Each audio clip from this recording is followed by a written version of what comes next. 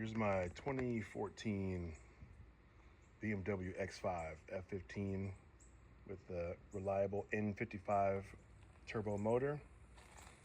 Always kind of wanted to own a BMW and finally got an opportunity to do it. And of course I bought one that had a few issues. I didn't know it at the time, but had to fix a few things on it, like the driver's seat control panel on the other side, and it's yelling at me right now. And probably the biggest thing I had to fix on there was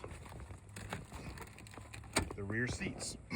So these are like a two-piece, and on the driver's side there, you can't really see it now, but just where that hook is on the bottom, it was coming apart, and I had to take it all apart, take all the plastic pieces off, and then re-epoxy everything and put it back together. So it worked, looks good.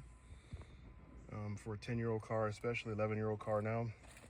Now my next big project is my sunroof, which is, you guys know, one of their issues where it leaks sometimes, and you got to do a really good job and be really diligent about doing your maintenance on your drain so they don't get clogged up and cause water to come back into on the floorboard or on the A-pillars where your airbags are, any of that stuff. So I was able to source a new sunroof.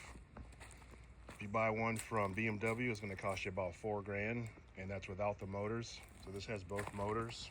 You can see there. This actually came out of a front-end crashed X5. I think it was a 15 or 16, but exactly the same body style as what I have here. So so far I got the headliner out, I got all the lights and trim pieces out, and I am seriously considering changing this myself. I definitely think it's a two-person job just for the camaraderie. You know, you can talk to somebody while you're pulling out the little tedious pieces, but that takes about maybe an hour by yourself to pull everything out. Just use a pry tool, a panel tool, a little bit of patience, and a firm hand, you'll get all that stuff out. You'll see on the B pillar and C pillar where the seat belts are, you don't have to pull those all the way out. You can just take them down, let them dangle there in place. So far I got about an hour and a half, almost 2 hours into this, and I'm gonna make an attempt to take it out and put the new one in.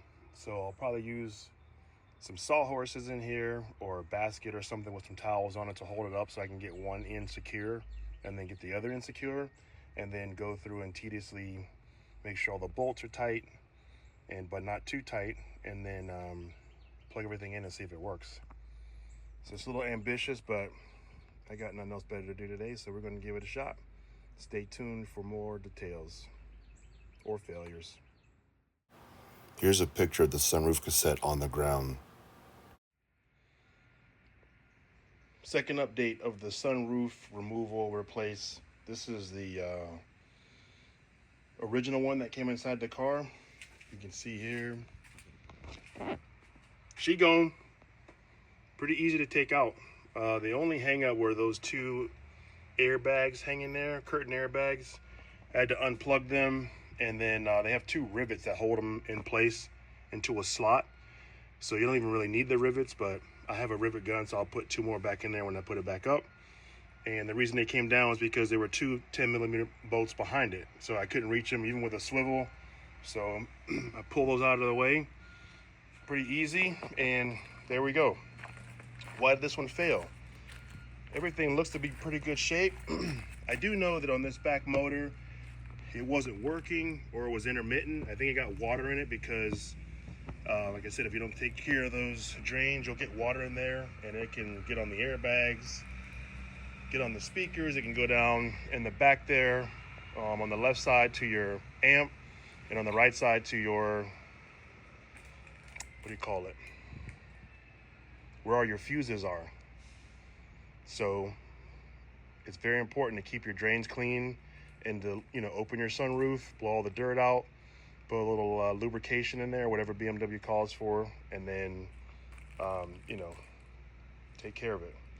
This one failed for another reason though. If you look right here, see this little crossover part?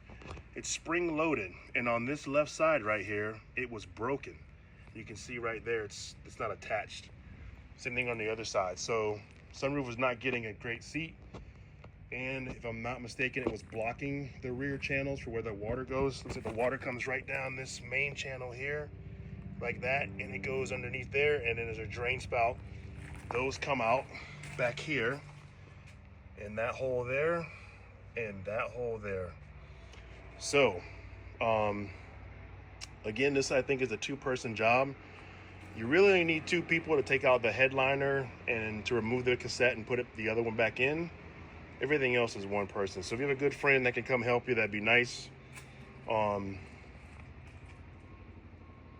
It makes it easier for sure. It's not impossible, but you gotta take your time, and so you don't rip your seats or mess up the new part that's going in. So I'm gonna take a break for a few minutes, hydrate. I got a cut on my arm. I got a bandage up, and then I'm gonna get started again and put the new one in, I think. Stay tuned. All right, break time's over. So I did some examination on the new part and on this old part, and you can see that tray is back in place. Nothing really holds it in except for a couple springs. You can see right there, there's one spring in the front, or in the back in the front. Same thing over there. And I guess it's never really meant to come out, but mine was out when I took it out. So I'm not sure if it was, who knows? Nobody knows. I looked on eBay and done some research. You can buy rebuild kits for these. They come with new wires. These wires go down in that track. See that little spiral thing there? You can replace those and some of the stops and some of the slides with newer and better plastic. However, BMW will not do that for you. The only way they repair this is they replace it with a new one. And like I said, that's $4,000 for the cassette and the glass, no motors. Motors are like $600, somewhere in that range. And you can find them on eBay. They're pretty small. Actually, I have one over here. Well, they're on the cassette, but you'll see they're identical. One in the front, just like that, one in the back. And when I'm done with my old one, I'm gonna sell it for parts in case someone needs it. And I'll deliver it in the local Orlando area. Maybe go to Daytona if someone's willing to pay for my fuel and my lunch. But other than that, I'm just gonna put it on Marketplace and offer up and see what happens. So far, pretty easy job. Talk to me, or I'll talk to you once I get it in the car. This is gonna be a challenge, but I'm gonna put a couple sawhorses up there with some towels to hold it up on one end. Probably back here in the back will be the easiest. And then once I get one bolt in the front, a couple bolts on the side and one in the back, then I should be good to go. I can take my time and tighten it up nicely. So stay tuned. These next few pictures are just pictures I took of the sunroof to make sure I got everything back in the right orientation, including the airbags, all the bolts and all the drain lines and all of the wires and connections for the lights and microphones and grab handles.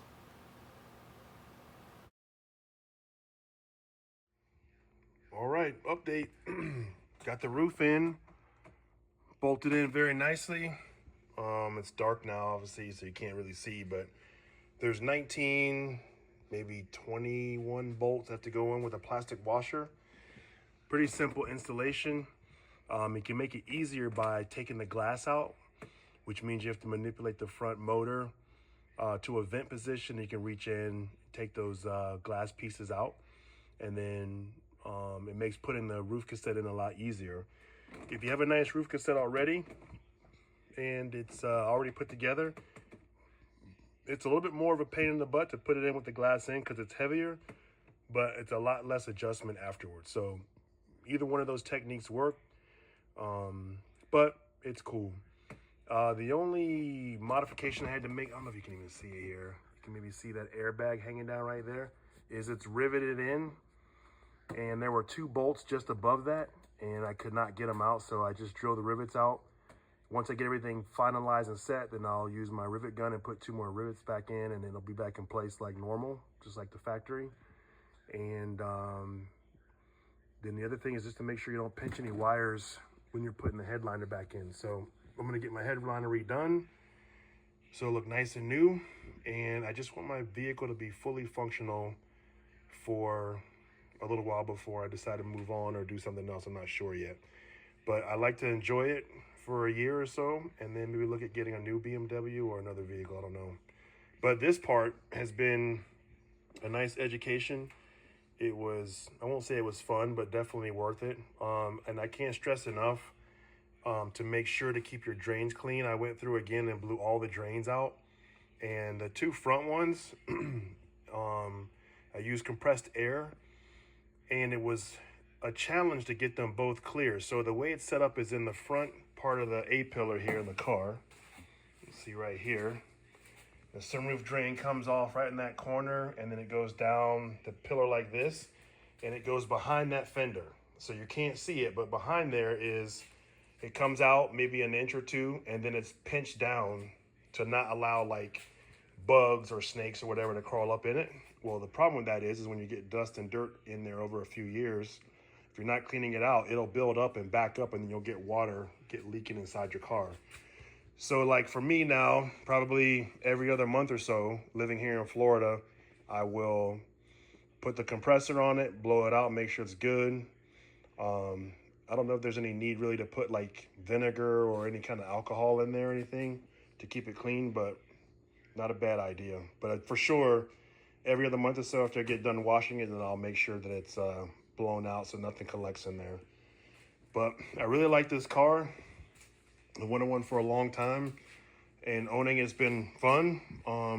Two more things I want to do to it: the front brakes, and also the transmission service, where I put a new filter on it, new fluid. I know BMW says you don't have to change it, but they wouldn't mind probably selling you a new transmission or a new car. The company that makes it, I think it's called Trimac or Trimac, they recommend doing it at 50,000 miles. So I'm definitely going to do it on this car because I want to last and enjoy it as long as I can before I have to get something else. So hopefully not, but I just wanted to share that with you guys. It seems like a daunting task. It's more methodical and laid out and takes some time than it is hard. So if you have a little bit of skill, even basic mechanic skills, and you can watch a couple videos like this one on YouTube, you'll be able to figure it out pretty easily if you can source a new cassette for the sunroof. But other than that, I'm happy. So I just wanted to share that. If you guys have any questions or comments, please put them down below, and I'll do my best to answer as many as I can. And in the meantime, you guys take it easy. Next update in the process, the sunroof had to come out again. I goofed big time because the other sunroof that I sourced had a tan or gray interior, and mine obviously has black, and the shades were gray. So I didn't think that would look right. So pulled it all out, pulled the glass out. Pretty easy now that I know I've done it a couple times. Watched it done once, done it myself a couple times. Pretty simple. Again, it would be nice to have another set of hands, but you can do it by yourself if you have to. So the shades we're talking about are these ones right here that slide back. Give you light during the day if you want, or at night, whatever. And there is a mechanism back here that the first one attaches to, but I don't know how they attach to each other. I'm not sure how that works. So I got a call in a reliever, friend of mine who's a BMW tech. He's gonna show me how those things link together and get everything situated. Then I'll put it back in and adjust it myself. I've seen that a couple times too. So we'll keep going and let you know what's going on. Next update in the old crazy sunroof replacement ordeal. Two things. If you get a replacement sunroof and the glass is already in place, just install it that way. It's a pain in the butt to do it like that, but it's less of a pain in the butt and easier to adjust once it's in versus trying to do that afterwards. What I mean is, if you get this and it has the shades and the glass and the motors, just put it all in, get it hooked up, and then you can adjust the glass to the proper height once you get the motors in the right place, and then let it do the learn process. Works great. Doing it the other way is a little easier because it's lighter, but then you got to go through and do the other pieces. In fact, you got to do it half and half. You got to put the rear glass in with the rear shade and then the front shade, put the cassette in, then put the front glass in and adjust that. So it's just a pain to do it that way. So what's the issue with these sunroofs? So I don't think it's a very good design. It's not bad, but it's not good. First of all, 90% of this thing is made out of plastic. And so what happens here, if you're in Florida or anywhere where it's warm, you're gonna heat cycle. And this plastic is not that bad. It's plastics like these that are very brittle. You see it's cracked right there. See the crack right there in the middle? And that's one of the glides slash stops. And you'll see here, look, it's just falling apart.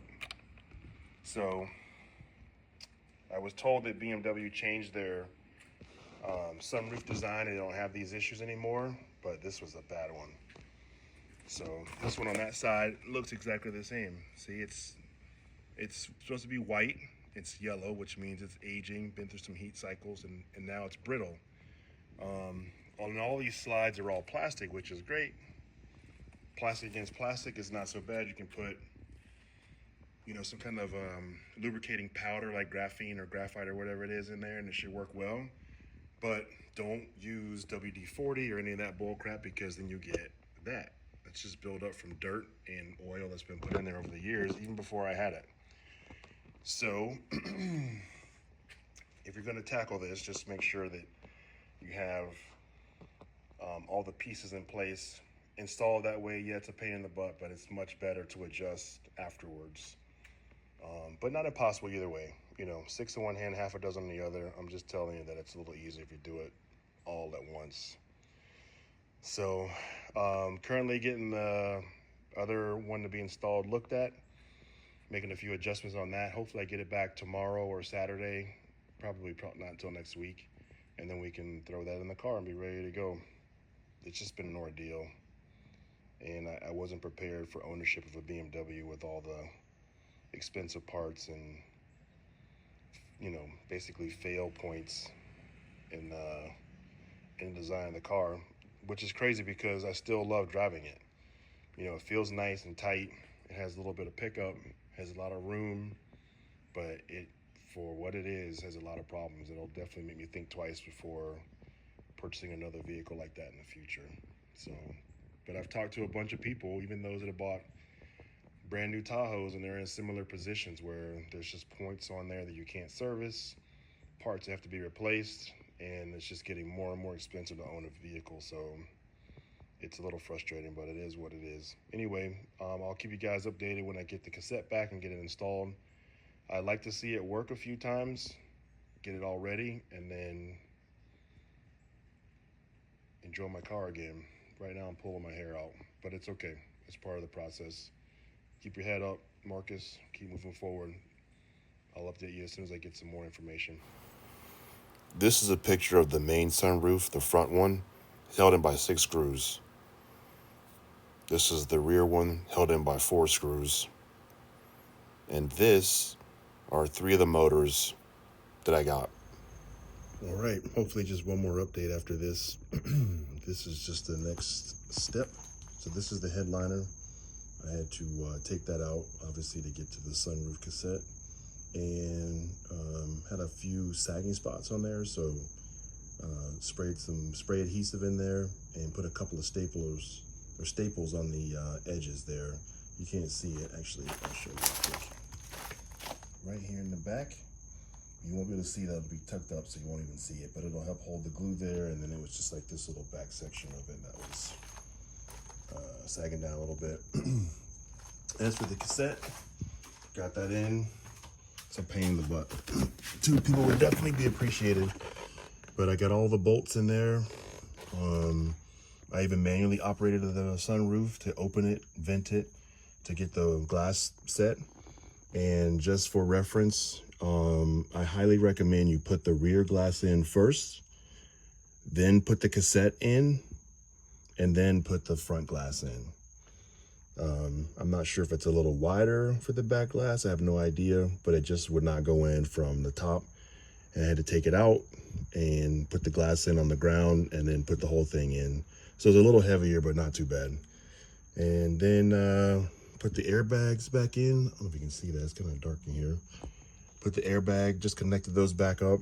And then the rest of it's just trim parts, lights, and grab handles. So my goal is to get it in tonight and drive it tomorrow.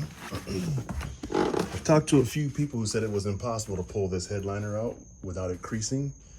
And I don't have one crease in mine, so I'm not sure what that's all about. If it's people trying to scare you a little bit, I have no idea. They may be telling the truth, but I didn't get any creasing here. You just kind of take your time, work with it, easily comes out, and I'm hoping it goes back in just as easy. And then the only other thing is at the top here on the right, where that little hole is, right over there. There's 5 screws that go inside the sunroof, and I have them in the door. So I'm gonna put this in, hopefully get everything reinstalled. It's 9:19. Hopefully I'll be done by like 10:30 at the latest, and then I may give it a test run and see if it works. All right, stand by. All right, final update. This is the end. So I got it in. It closed the shades, got all the trim pieces back in. Everything works as it's supposed to. So let me just give you a few more words of advice if you plan on doing this. First of all, lay everything out.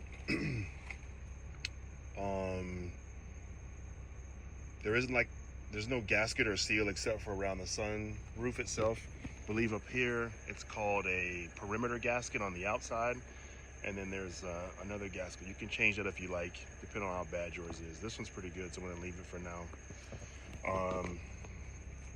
Also, like I said in the other update, make sure you put the back glass in first. It'll be a little heavier on the cassette, but if you have 2 people, it'll be a piece of cake. One person, myself, was a little bit of a challenge, but got it in. And then put the front glass in. You'll have to manually get the sunroof motors to like this little neutral position, and then put the glass in and adjust it.